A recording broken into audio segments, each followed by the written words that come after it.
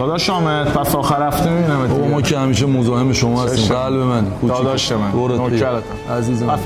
من بذار بیا تا جلو در بیا. نوکرتم دورت بگردم. نوکرتم فدات شم عزیزم. خداحافظ. آقا بفرمین دیگه چای بیار. قربونت برم فراد داداش یه چند تا چای بیار. حالا آمدی حالا نوکرتم. بابا این رفیقمو دیدی خیلی سفره داره. من آخر هفته باز دعوت کرده باغش. من که این رفیقتو نمیشناسم کیه ولی سفره‌داری کار سختیه. کار هر کسی نیست. چرا؟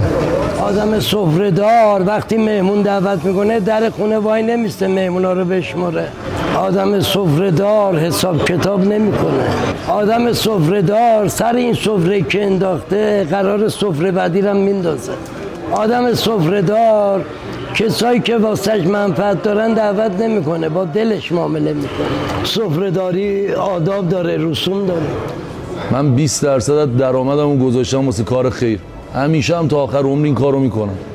الان 100 میلیون داری 20 میلیون میدی.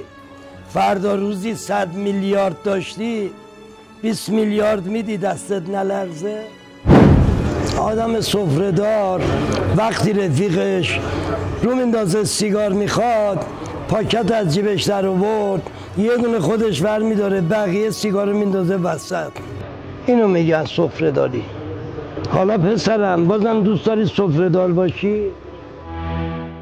Ortalarda bıkıksızım, katıksızım, yareyim.